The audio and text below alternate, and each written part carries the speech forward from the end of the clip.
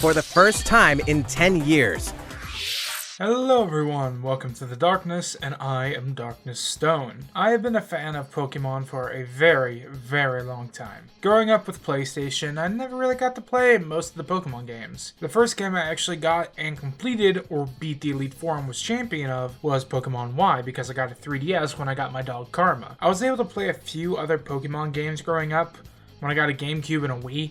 Mainly Pokemon Coliseum and Pokemon Battle Revolution, both of which I beat. And with Revolution, I beat it multiple times with the rental teams, which I learned recently was a challenge apparently. When I couldn't play those games, however, I watched the anime often when I could. It was never an obsession for me like other shows were, like Code Lyoko or Fetch with Rough Ruffman was, but I enjoyed my Pokemon plushies and clothes I got from Walmart. Nowadays, I have been wanting to make a Pokemon video for a short bit, but something in the back of my head always stopped me, something terrible.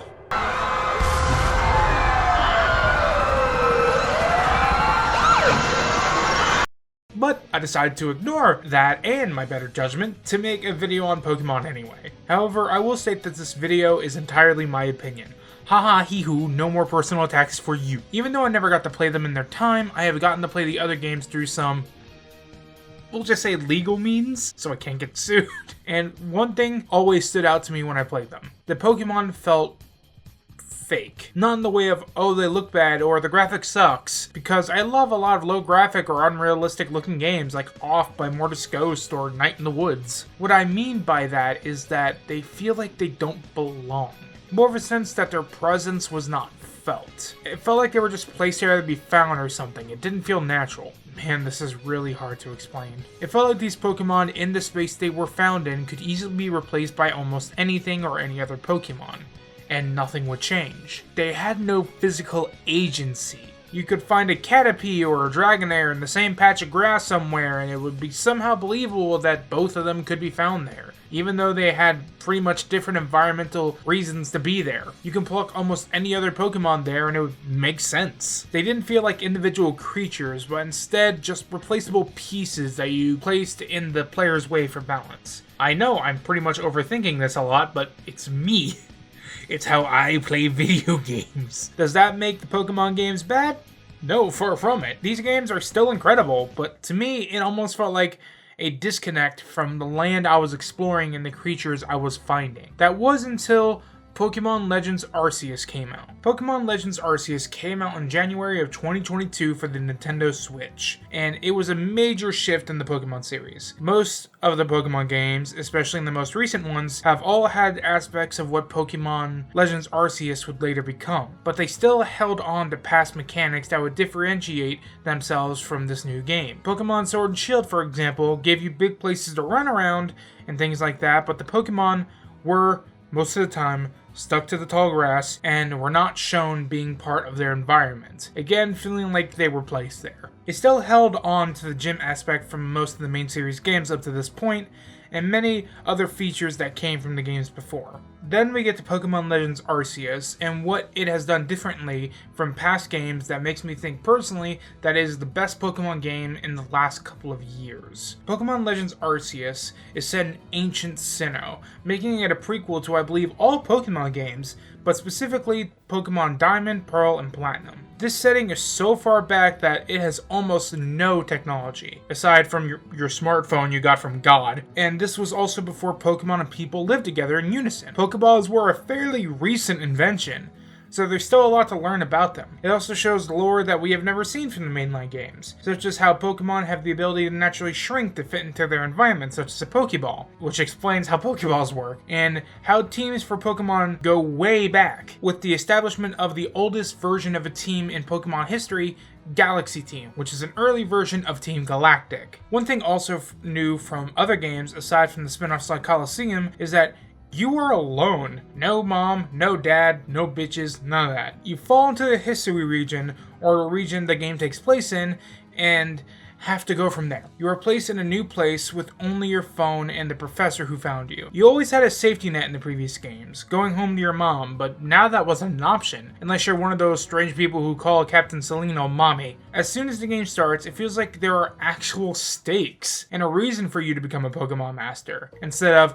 oh, I'm 10 years old and I want to go travel the land. Because if you don't become a Pokemon master, you will be dropped into the wild. Unlike other games, you are part of a Pokemon team instead of fighting them. You are on the opposing side trying to do good back when these teams were not corrupted. You have to actually make friends, do work, and return home by going by your only hint, find all Pokemon. You have a goal that is in your own hands and has real weight to it instead of just go face the gyms and become a master. The goal also isn't just straightforward. Other things happen when you show up, and logically, some people think it's your fault, or you are the cause of it. So to complete your original goal, you are also given other work, which is calming the noble Pokemon. In other games, you are given goals similar to that, like stopping the Pokemon teams.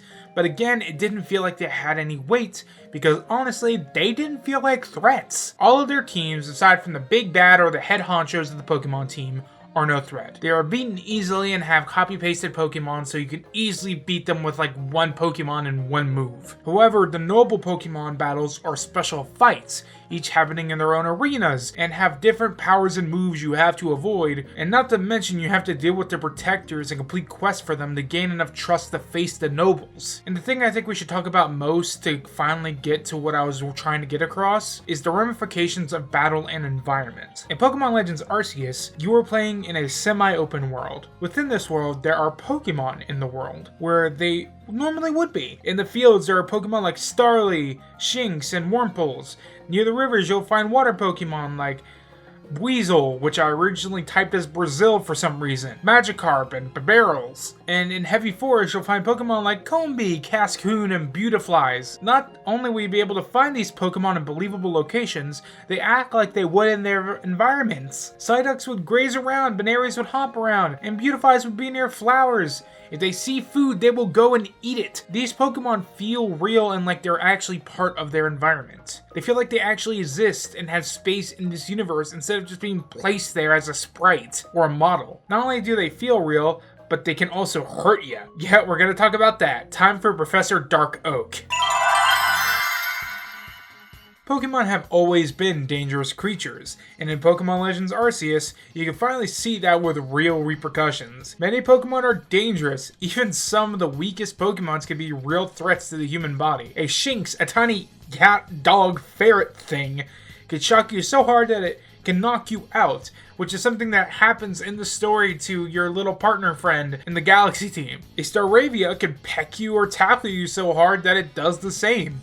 It can blow winds at you to knock you out. So your relation, actions, and movements all matter when facing Pokemon in the Hisui region. This is also why they added the dodge roll mechanic. If you sneak well, you can catch a Pokemon without them even noticing you completely safe, which is a part of you completing your Pokédex. Or you can face them head on in a battle or put down their guard with items, making it so it's a battle between you and the Pokemon and not your Pokemon versus a wild Pokemon. Like this, any Pokemon could be a real threat, except Magikarp.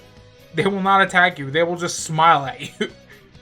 Literally, that's one of my favorite parts. I could just go up to a Magikarp and they'll just come up and smile at me. This also explains another thing, that some Pokemon won't fight, but run and hide, which fits for certain Pokemon's temperaments, making them feel even more real and adding personality to the Pokemon in this game. But even those Pokemon can still harm you. If you are within range of their attacks while battling with your Pokemon, they can damage you just as bad as any other offensive Pokemon, making them just as big as a threat as some of the more aggressive Pokemon. So, position while battling is also another thing that adds layers to this change from previous titles, where battles are always Pokemon v Pokemon angles. Hell, your own Pokemon can hurt you if you're not careful. Lastly, they added something to the nature of the Hisui region that was mentioned in other games via just stating how tall the Pokemon were.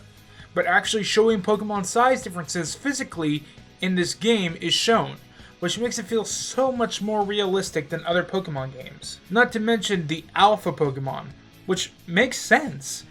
In the wild, animals are often found in packs, and alphas are usually the biggest and the strongest to take care of the rest of the pack. Alpha Pokemon are huge and do much more damage and are more aggressive than their smaller counterparts, which adds to the depth of this world. These Pokemon are meant to protect their smaller pack members, and their personalities show that. These are things I enjoy greatly. It really sucks you into this Pokemon world much more than the previous games in the series. With weight to your challenges and the realistic challenge of taking on the Pokemon that are way stronger than you, because they too had to become stronger. And the Professor time. One thing that came from these alpha Pokemon have been some banger memes, but I'll save those for a Lost Pause video. As I said in Professor Time, however, Pokemon are dangerous, and this game has really shown that. In previous games and commentaries online, people talked about how dangerous or world-ending Pokemon can be. For example, for a Pokemon that is in this game, the Dex entry for the Legends Arceus for Regigigas states, according to legend, Regigigas pulled landmasses together and bound them with rope to create the continent of Hisui. Just facing a Pokemon like that face to face is a powerful experience, especially because to get Regigigas, you have to go through a whole ass temple solving puzzles, and it just shows that this is and indeed a strong and legendary Pokemon, not something you could just find in the wild. Not to mention the nobles. Endgame and postgame bosses have some large yet intimate scales that feel like they are really riding on you to succeed. The atmosphere, the music, and everything else just pushes the idea that each battle is important. I honestly feel like the newer gen consoles have been able to expand upon Pokemon in a way that previous generations couldn't. The graphics and art design has made the characters and Pokemon alike more vibrant, making them feel more real than any other Pokemon game before it, giving them the feel of these games being truly alive. Another thing that brought that fullness is the crafting system. I know some people had an issue with the crafting system in Legends Arceus, but I honestly feel like it made the game so much more investive. In other Pokemon games, Pokeballs were just money. If you had money, you never had to worry about Pokeballs. There was nothing to them. They had no substance. However, in Arceus, you start out having to gather the resources to build Pokeballs of each level. You also gather the materials, and some only being able to be found in certain areas or found in older areas with mounts you unlock later in the game. You could still buy Pokeballs in the in-game store, but to catch up with your crafting, you will have to complete side quests. Another thing about buying them is that you now know the effort it would take to make the Pokeball, so you have the choice in spending that money, or you could see it as more cost-effective to go to collect the materials yourself and craft them yourself. One thing I haven't talked about is the factions in this game. Even though I think one faction is clearly better than the other in my opinion, the Diamond and Pearl clans are consistent in your adventure, each one having guardians and control over some of the nobles. One thing about these clans is that each of them are technically a branch of the same religion, which as far as I can remember, a Pokemon game is not covered fully yet, or at least not this in depth. Both clans believe in the almighty Sinnoh, with the Diamond clan thinking that it's Dialga, while the Pearl clan thinking it's Palkia, with the final sections of the game really pushing these characters and having them work together despite their differences, show how much they care for their land and their gods individually. Putting aside their disagreements for a greater good showed so much character development for both sides that many Pokemon games could not in the past replicate. Usually the evil side runs away, or they change on the flip of a coin or a boss battle, but these people are truly fleshed out, still having disagreements and prejudices in the end, but they're learning to put those aside. It isn't just going to change on the flip of a coin. It is also one of the few games where I have genuinely disliked a character personally so much that my live chat noticed and caused a couple of reoccurring jokes. If you know, you know. I want to kick you in the throat. You need to be strong. It is me as well. The greater the valor and might, the more a Pokemon can reach their potential. I want to rip off your fake-ass eyebrows. Be ready to shield your eyes, Galaxy Grunt. My name is Stone. Would you rather me call you asshole? Now, Ottoman, I see all these other lots have their tasks getting on with. What of the great Melly? What am I role in all this? Just sit back and shut the fuck up. Thanks, Lord, for your adorable efforts.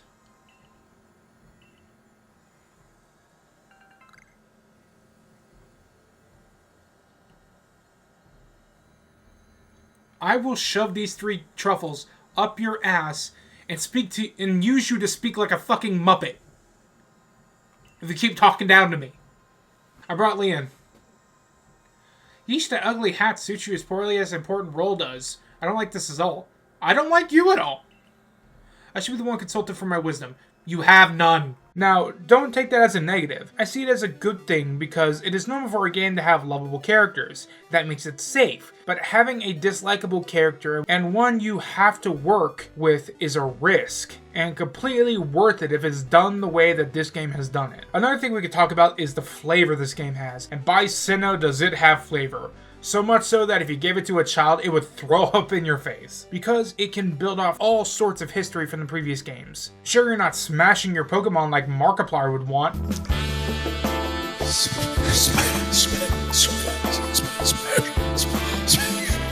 And you're not marrying them like a history book in one of the Pokemon games says, but there is so much to build on. This is the time in Pokemon's history that people in Pokemon were starting to come together. It's not fully normalized, but it is getting there. There is a side quest that has you catch a Geodude, give it to a lady, and to have it sit on top of a jar to seal a jar of pickles. It is so silly and I love it. There's a side quest for the best girl, who you have to catch her a few Pokemon to give her inspiration for new hairstyles. Then there's the most iconic one for a guard outside of the Galaxy team's base, giving that guard, named Beauregard, a Wurmple. And over the course of the game and post-game, you watch it evolve, showing the bonding between another person with a Pokemon. There's also some quests where some Pokédex entries come from, and show how some Pokemon can be dangerous, even where they don't mean to be, like Driftbloom. The Driftbloom side quest has it where it almost kidnaps a child because it was lonely. If we let it go on any longer, we might have had a Lion Maker problem. Now, even though I think it is the best Pokemon game in years, it doesn't mean it doesn't have any faults. It lacks a multiplayer battle mode, so you can't face your friends in online play. The graphics are not the best, but none of the Pokemon games really have the most amazing graphics, and with the scale of this game, I can easily see past that. It doesn't have the most Pokemon, but again, that isn't a problem for me. Because if they tried to stuff every single Pokemon in here, the game would be way too bloated and the end mission of catch all Pokemon would be much more of a hassle and not worth it. One thing I did have a small issue with is the new status effects, which are Frostbite, Drowsy, Obscured, Fixated, and Primed. Hell, I have no memory of running into Primed once, and if I did, it was so unnoticeable that I have no memory of it. Fixated is like how Rollout works, but for other moves, Obscured just makes you harder to hit, Drowsy is just a worse sleep, and Frostbite is just cold poison. Honestly, I feel like most of these were not needed, but I do think Frostbite and Obscured were good additions. Useful to give more types chip damage and making it harder to hit Pokemon without using Double Team. One problem I did have, and this is off script, is when I was recording gameplay for this thing, I started in the original area, I threw a Pokeball at a Bidoof's butt, catching it off guard, and as soon as I hit it, the sound effect for the catching just started stopping, and then the game crashed, corrupted my save data. I had to re-download it, and luckily I only lost about 5 minutes of progress. So I luckily didn't lose everything, but man was that a scare. But sometimes games have glitches, but hopefully glitches not strong enough to delete your save data. Overall, Legends Arceus is a Pokemon game that as soon as I finished it, I knew 100% it was one of my favorite Pokemon games I've ever played. So far, this is my favorite Pokemon game I have ever played. Honestly. Like, this is the game that has captivated me the most. Since then, I have gone back and played every main Pokemon game in the series that I did not, aside from the Diamond and Pearl remakes, the Let's Go series, and Sword and Shield, and my opinion has not changed since then. I just cannot afford the other games. Legends Arceus is the most engaged in a Pokemon game I've been in a long time and since. I honestly think the newest Pokemon games, if they're going in that direction, from what we've seen from Scarlet and Violet, they most likely are, it's going to create a new golden age of Pokemon games. They make it feel like the Pokemon are real and give it scale that I personally felt like Pokemon really needed to make the world seem believable. They really made something special with this game. And I honestly am excited for the future of Pokemon, for the first time in a fairly long time. However, I still think we need a Pokemon X Bugsnax crossover. You cannot change my mind. We need a Bunger Ground Fairy type. I hope you guys enjoyed this departure from my normal stuff, but I honestly had fun making this video, finishing the script within 24 hours.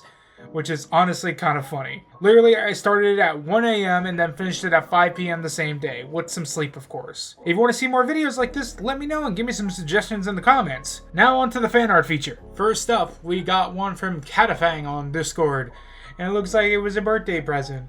It's like little me. I love the way you did the eyes. They have like a little like suction in the center that shows the difference between the glasses. That's really hard to do. But they drew my avatar really well. They got the scarf stuff right. They got a little birthday hat. They got a little cupcake. I like it very much. Thank you very much. Also, I just love the original. Like, I really like traditional drawings. Up next is from God's Demon 123. Hello again on Instagram. They drew my Darkness ship cookie from my Def Noodles video. Your logic appears to be flawed, and I love how you just gave him papers. It's very nice. It's a nice little homemade, like, unlocking screen, and I enjoy that very much. Very well done. Thank you so much. I love your style. Up next is from Jane on Discord. They drew this full-on painting of me. I believe this was for Valentine's Day, of my character in a Hollow Knight style, and let me tell you something, I never got to fully play through Hollow Knight, but I do love the style of Hollow Knight and its music. I've also seen playthroughs of the game. But this is a very nice piece of traditional art. It's amazing. Like, honestly, I would send this in for a talent show. Honestly, it's that good. Thank you so much for this, Jane. You did an amazing job. Up next is from Lynx on Discord. Evidence, please. Worm Me is chaotic as fuck, and it is ready for evidence. It wants evidence. It will demand evidence. It does not care. If you do not have it, it will fling itself around and annoy you until you give him the evidence. But thank you so much. I do enjoy Worm on String. So much so I've been seeing a lot of them on TikTok that are just like, hey, salami, hi, give me back my hamster. Just that audio with Worm on Strings. But I do enjoy this. Thank you so much for this. Up next is Magical Girl Stone by Cinnamon Toast Fuck on the Discord. If you are aware of this name, they have been around in the fandom for a fairly long time. They drew me and this character, I'm pretty sure it's their persona, as magical girls. I look fairly nervous. I probably would too at first, but then I'd probably get used to it. Especially because of how badly you guys want me to put on a fucking maid dress. But I do appreciate this artwork. Very nicely done. I like the bow on my character. But thank you so much for this. For the Cinnamon Toast Fuck. Up next is Anger by Caesar on the fan Discord. Another person who shows up fairly often in fan art features because they've made a lot of fan art. Again, I put all of these through a random generation thing to allow me to pick my fan art without being biased. But this is... Honestly, I think this came after the last video that had an ARG hint in it, where Dark was just angry. But this is a very beautiful and detailed piece. I love it a lot. It's very rare that you would see my character actually angry at something, or frustrated enough to be, you know, this upset looking. But you did an amazing job with the emotion, the anger, the way the scarf looks. You did great. Thank you so much for this, Caesar. You're awesome. Up next is from Sinister Studios on Discord, another fan favorite and classic from another person who showed up in the fan base for a long time. They say, do not touch my children. My fan base is considered my children now. I now have almost 5,000 kids. Good thing I take care of them all, or else I'd be paying child support and I'd be broke. I'm already broke anyway, so it wouldn't help either way. But this is an amazing piece of art. I love the way you did the sleeves and the powers, and they're like red and blue highlight for the scarf. It's just really nice. This is just an amazing piece of artwork. The amount of detail that's gone into it, the outlining, the color gradients, just great work all around. Up next is from Satan on Discord, and they put me in a JoJo Bizarre Adventure pose. You already did. No, wait, that's the wrong me. I have not seen JoJo's Bizarre Adventure, but I need to. But they put me in this wonderful JoJo pose. I really enjoy it. It's a very nice. It has a lot of cool shading and aspects to it. The scarf is actually very coolly done. It looks like 3 multi-coiled scarves into one. And the claws are done very well. This is an amazing piece of art from Satan. Thank you so much for this. Up next is a fan art of me, Ponder, and this person's characters, I believe, called Space Demon 05 on Discord. They did an amazing job with the shivification style of both me and Ponder. I honestly really enjoy this artwork. If I had a chibi figure, I'd want it in like this kind of style. I don't think I'm ever going to get a figure, but It looks like they have 2 octopus buddies. Either that or one of them is a squid. I'm not sure which one your fandom character is. But your characters are really nice looking, and you did a very good job with this classical piece. Thank you so much for this. Lastly, we got one from Yaya Sakai, I believe. They also go by Pega Cousin Celeste, I believe, because that's what the signature says. And they drew this really nice portrait of Dark pointing out something. And the scarves are very nice. They seem like they are very formulaic, like they drew the same way. Like, you see the back of the claws look like they have a flat back, which would be... It's actually really nice. It gives a good edge to this piece as well from the drawing style. I don't know what it reminds me of, but it is a very good art piece, and thank you so much. I hope you guys enjoyed this video. If you did, feel free to leave a like, favorite, and subscribe, and until next time, enjoy the dark.